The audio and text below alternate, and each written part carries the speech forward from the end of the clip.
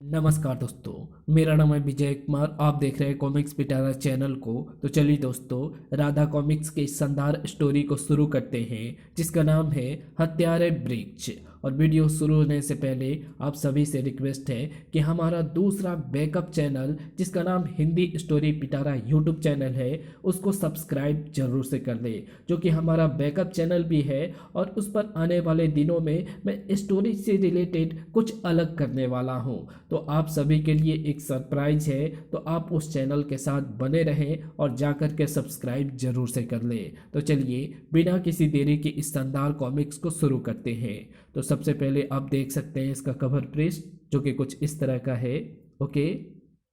वृक्ष जो सदियों से इंसान के जीवनदाता के रूप में उसका भरण पोषण करते चले आए हैं, जिसकी ताजी हवा की एक एक श्वास लेने के लिए इंसान तरस उठता है। वहीं जीवनदायी वृक्ष जब इंसानी लहू से अपनी प्यास बुझाने लगे तो कहलाए हत्यारे वृक्ष। कई वर्ष पहले जब काले पानी की सजा पाए हुए कैदी एक स्टीमर पर कब्जा करते हुए फरार हुए थे। रुक जाओ वरना हम स्टीमर उड़ा देंगे। लेकिन अगर उन्हें रुकना होता तो वे फरार ही क्यों होते। और तेज चलो दारा, पुलिस हमारे पीछे पड़ी है। अगले पल स्टीमर की गति दुगुनी हो गई। वे भाग रहे हैं। फायर करो। अगले क्षण धमाका हुआ। बड़ा और गोला उनकी मौत का संदेश लेकर चल पड़ा। तेज दारा तेज, वे तोप से गोले दाग रहे हैं। और जब संदेश पहुंचा तो धड़ाम। स्टीमर का पिछला हिस्सा डूबने को है। अब कोई चारा नहीं है। कुछ ही देर में हमारा स्टीमर डूब जाएगा। तभी जैकी चीखा। सामने समुद्र में चक्रवात उठ रहा है।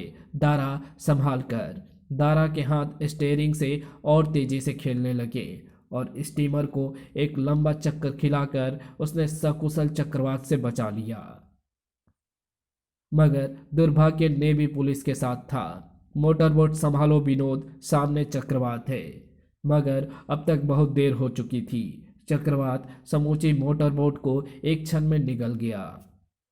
उधर स्टीमर का अस्तित्व भी मझधार में ही था। सब लाइफ ट्यूबे पहन लो, क्योंकि हमारा स्टीमर किसी भी क्षण डूब सकता है। लाइफ ट्यूबे पहनकर सब अपने आप को इस रस्सी से बांध लो ताकि सागर की लहरें हमें जुदा न कर सके। तैयार हो जाओ सब, मेरे तीन कहते ही कूद जाना। एक दो तीन, छपाक छपाक। उन्होंने स्टीमर छोड़ा और उधर स्टीमर ने जल में समाधि ले ली। गुलुप गुलुप। समुद्र की तूफानी लहरों ने शीघ्र ही उनकी चेतना छीन ली। और जब उनकी चेतना लौटी तो राका, जैकी, जग्गा, उठो उठो, हम जिंदा हैं, यकीन नहीं आता। शीघ्र ही सब उठ खड़े हुए। यार राका, मुझे तो बहुत भूख लग रही है। हाँ यार, पेट में तो मेरे भी चूहे कूद रहे हैं। भूखे रहने से तो अच्छा था समुद्र में ही हमारी मौत हो जाती। फिक्र मत करो, आगे चलते हैं। सामने घने जंगल है, कुछ फल फूल खाकर भूख मिटाएंगे। जंगल के भयंकर वातावरण से उनके दिलों में सोई दहशत जाग उठी। जंगल तो बड़ा भयंकर है। चारों तरफ मौत का साया चारों तरफ मौत का सा सन्नाटा छाया है। अचानक जग्गा की चीखें सन्नाटे को तोड़ती चली गई। नहीं। सबको जैसे बिच्छुओं ने डंक मार दिया हो। क्या हुआ जग्गा? वो उधर देखो। वो दृश्य देखकर सबके रोंगटे खड़े हो गए। हे भगवान, ये सच है या कोई खौफनाक सपना? कहीं हमारी आंखों को कोई धोखा तो नहीं हो रहा? इतना भयंकर मंजर मैंने पूरी जिंदगी में नहीं देखा। तभी राका की नजर एक कंकाल पर पड़ी। अरे ये डायरी कैसी? उन्होंने वो डायरी उठा ली। साथियों, मुझे इस कंकाल के पास से यह डायरी मिली है। जरा इसे पढ़कर तो देखो। जरा इसे पढ़कर तो देखो, शायद इन कंकालों का कोई रहस्य इसी में छिपा हो। राका ने डायरी खोली और पढ़ा। मेरा नाम जोजफ है। मैं अमेरिकी सैनिक विमान बोइंग 7 का पायलट हूँ। मैं 17/17/1995 को अपना विमान लेकर अमेरिका से इंडिया के लिए उड़ा। विमान सकुशल अपनी उड़ान भर रहा था कि दुर्भाग्य से एक पक्षी विमान के पंखे से आ टकराया। यूं और विमान के पंखे जाम हो गए। उफ, प्लेन खतरे में है। पंखों ने काम करना बंद कर दिया है।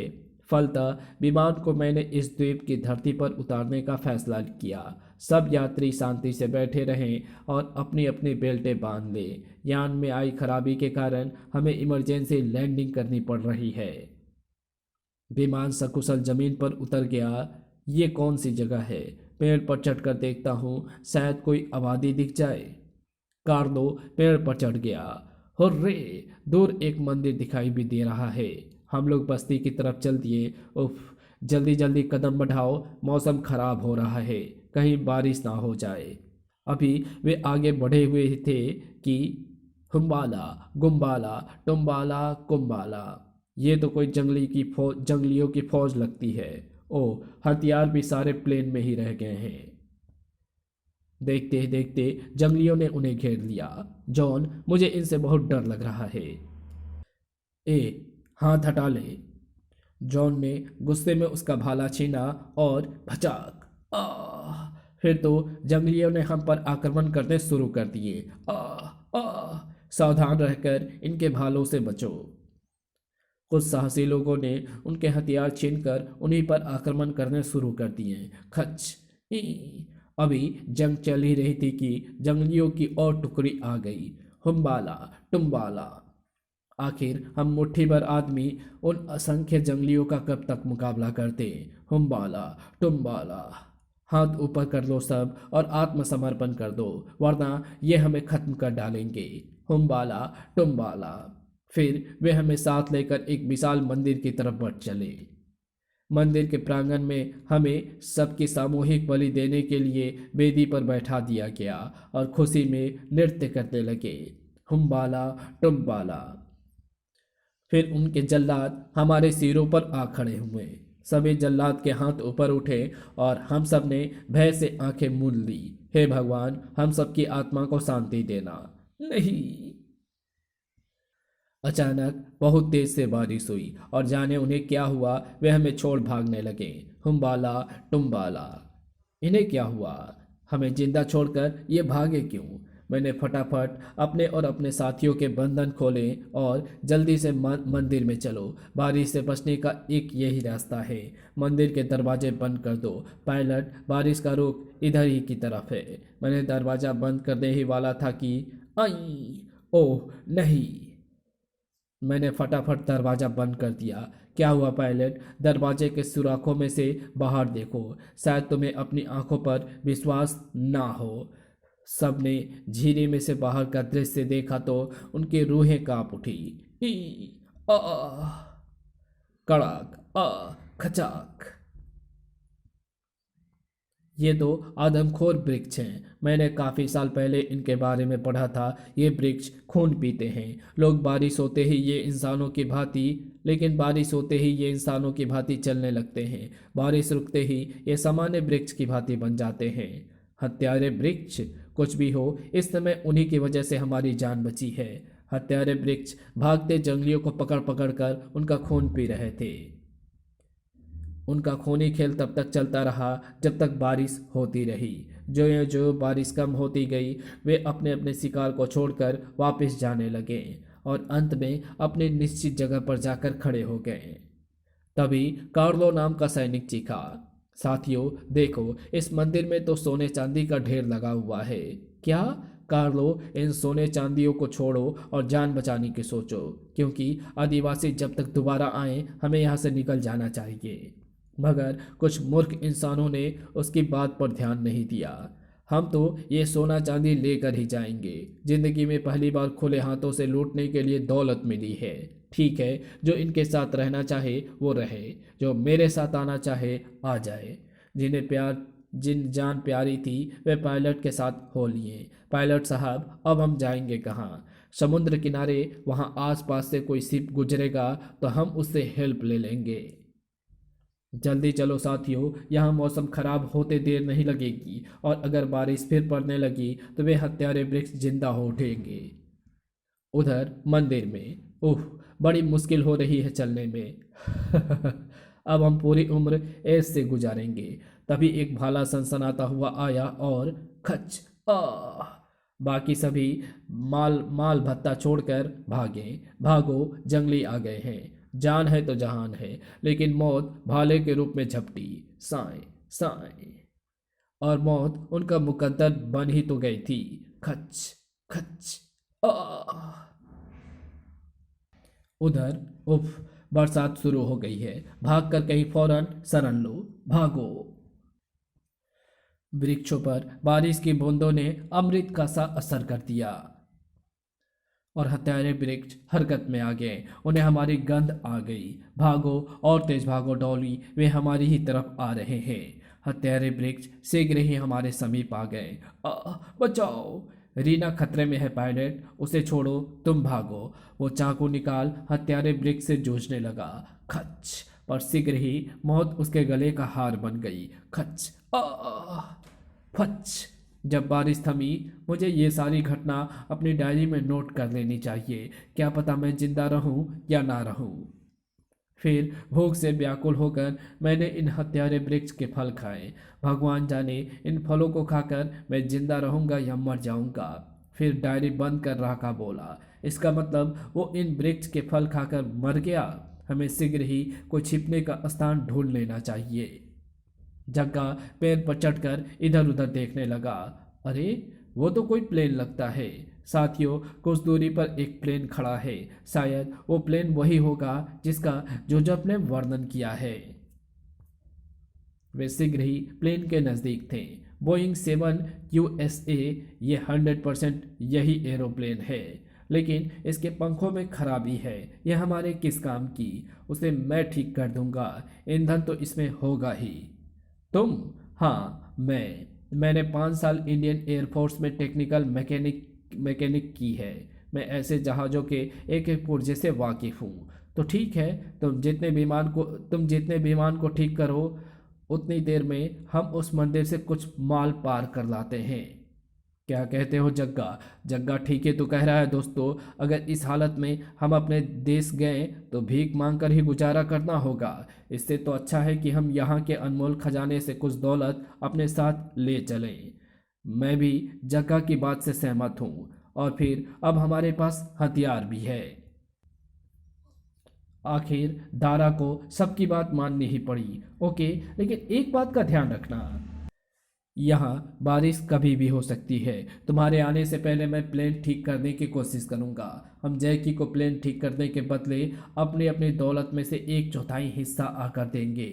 जैकी को छोड़ वे प्लेन से दूर होते चले गए। डायरी के अनुसार मंदिर उत्तर की दिशा की तरफ होना चाहिए। मंदिर के पास जब पहुँचे, शायद वही मंदिर है जिसका जोसेफ ने जिक्र किया था। पर इस मंदिर के बाहर तो जंगली डेरा डाले बैठे हैं। जंगलियों को यहाँ से दूर हटाने का एक आइडिया है। देखो, मंदिर के पीछे जंगलियों की बस्ती है। वे छिपते छिपाते मंदिर के पीछे पहुंचे और भक, शीघ्र ही पूरी बस्ती दहक उठी। सभी जंगली अपने अपने झोपड़े बचाने के लिए भागे। हुम्बाला टुम्बाला। मैदान साफ होते ही वे मंदिर में प्रवेश कर गए। अंदर बेशुमार खजाना मानो उनकी राह में पलके बिछाए था। वाह, खजाना, सोने के सिक्के, विश्वास नहीं होता, इतनी दौलत, ओ माय गॉड। खजाने पर वे भूखे शेर की भांति टूट पड़े। इतनी दौलत, मुझे अपनी आंखों पर विश्वास नहीं होता। वे जल्दी जल्दी कमीजें उतार कर खजाना उसमें भरने लगे। लूट लो सारी दौलत। उधर जंगली चीख रहे थे, हमबाला टुम्बाला। जंगलियों का सब कुछ अग्नि की भेंट चढ़ चुका था। सुबुक सुबुक, और वे आंखों में अंगारे भरे उस इंसान को तलाश कर रहे थे, हुम्बाला टुम्बाला, जो उनकी तबाही का जिम्मेदार हो सकता था। उधर दौलत के दीवाने अपनी दौलत की प्यास बुझा रहे थे। मैं अपनी पत्नी को जब इतनी दौलत दिखाऊंगा तो वो खुशी से पागल हो जाएगी। मुझे इन सबसे ज़्यादा दौलत ले जानी चाहिए। इतनी दौलत से तो मैं पूरा शहर खरीद सकता हूँ। साथियों, हमने काफ़ी दौलत बांध ली है, अब हमें चल देना चाहिए। जैसे उन्होंने मंदिर से बाहर कदम रखा, साए साए खतरा। जंगलियों की एक टोली उन्हें खूनी निगाहों से देख रही थी। राका, जग्गा, दारा, फायर करो वरना ये हम सबको मार डालेंगे। अगले पल उनकी बंदूकें गरज उठी। धाए धाए धाए, आह! जंगलियों का शरीर कटे बेक्स की भांति गिरने लगे। कुछ जंगलियों ने भाले फेंके, साए साए, जो हवा में ही शहीद हो गए। धाए धाए। चंद क्षणों उपरांत जंगलियों के शरीर बेजान पड़े थे। फटाफट भाग लो साथियों, कहीं इनकी दूसरी टोली ना आ जाए। उधर जैकी को मौत घेरे थी। तर तर तर तर, आह! ये जंगलियों की टोली खत्म होनी मुश्किल सी लग रही है। जाने मेरे साथी कितनी देर में आएंगे। तभी एक जंगली ने मसाल जलाकर फेंकी और जहाज, जिसे जंगली अब तक लोहे का पक्षी समझकर डरते आए थे, उनके परखच्चे उड़ गए। धड़ाम। उधर मारे गए इन जंगलियों ने जैकी सहित प्लेन को आग लगा दी। अब हम कैसे जाएंगे? समुद्र की तरफ भागें, वो हम वहां से गुजरने वाले किसी शिप से हेल्प ले लेंगे। वे भागे, मगर उनके कदमों के पच्चापों ने जंगलियों को अपने पीछे लगा दिया। जंगली पीछे आ रहे हैं, अब खैर नहीं। हम भाला तुम भाला। अचानक राखा की आंखों में दहशत का सागर उमड़ पड़ा। बारिश, टप। वो संपूर्ण शक्ति एकत्रित करके चीखा, तेज भागो साथियों, बारिश आने वाली है। और कुछ ही दूरी पर खड़े हत्यारे वृक्षों को मानो बारिश ने जीवन दान दिया हो। चरमराहट, कर्र। फिर वे अपने शिकारी की तरफ द्रुत गति से दौड़े। शीघ्र ही वे जंगलियों की टोली के खून से अपनी प्यास बुझाने लगे। चबर चबर, ई हमबाला, भचाक। फिर बारी आई उनकी। आ राका, भागो, तेज भागो। मगर मौत के पंजों से आज तक कोई नहीं बच पाया। नहीं, बचाओ, आई। जब बारिश रुकी तो उनके कंकाल इस द्वीप पर घटित हत्यारे वृक्षों के खौफनाक कारनामे की कहानी कह रहे थे। वो कहानी जिसे सुनाने के लिए कोई जिंदा नहीं बचा था। इसी के साथ ये कहानी यही समाप्त होती है। तो आपको ये वीडियो कैसी लगी? अगर आपको ये वीडियो पसंद आई हो तो इस वीडियो को लाइक शेयर कमेंट ज़रूर कर देना। चैनल पर नए हो तो चैनल को सब्सक्राइब कर ऑल नोटिफिकेशन को सिलेक्ट ज़रूर कर लेना। Thanks for watching my videos.